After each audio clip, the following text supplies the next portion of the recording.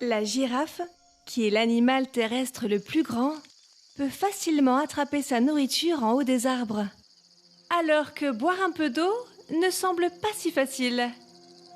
Et elle fait face à une difficulté encore plus grande. Elle doit surmonter la gravité. La gravité fait que les liquides s'écoulent facilement vers le bas. Pour les faire monter, il faut vaincre la force gravitationnelle qui les attire vers le bas. Plus un liquide doit aller haut, plus la pression doit être élevée.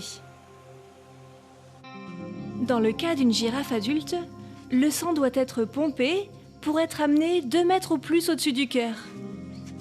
Pour cela, elle doit avoir une pression artérielle très élevée, bien supérieure à celle de tout autre mammifère. Elle est environ 2 fois supérieure à celle d'un humain. Une pression aussi élevée chez un humain ou un autre mammifère entraîne de graves problèmes, jambes enflées, insuffisance rénale ou cardiaque, ou encore AVC.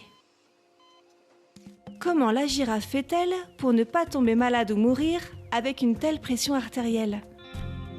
Les scientifiques ont découvert des caractéristiques intrigantes qui peuvent nous éclairer. Les girafes adultes ont un cœur aux parois épaisses. Chez l'être humain, une pression artérielle élevée entraîne un épaississement du cœur, ce qui le rend plus raide et réduit son efficacité. Le cœur de la girafe, lui, reste souple et pompe efficacement le sang. Quand une girafe baisse la tête pour boire, on pourrait s'attendre à ce que la pression dans son crâne augmente. Mais cette position ne la fait pas souffrir. Pourquoi ?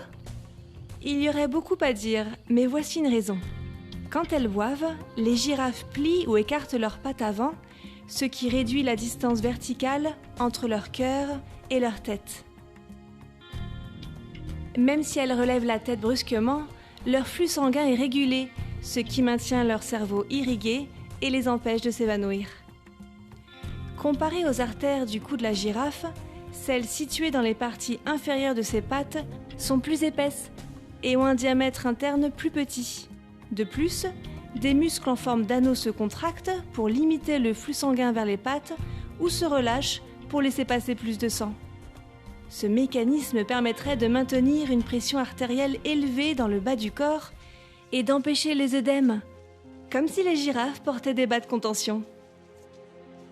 Une meilleure compréhension du système cardiovasculaire de la girafe pourrait aider les médecins à explorer de nouvelles façons de traiter l'hypertension. Cela pourrait aussi permettre de fabriquer de meilleures combinaisons spatiales. Dans l'espace, où la pression est quasi nulle, les combinaisons doivent maintenir une pression suffisante sur le corps de l'astronaute pour que son sang et ses autres fluides restent liquides. On ne sait pas tout sur les girafes, mais une chose est sûre, elles restent en bonne santé avec une pression artérielle très élevée. Qu'en pensez-vous ? Le système circulatoire de la girafe est-il le produit d'une évolution ou d'une conception ?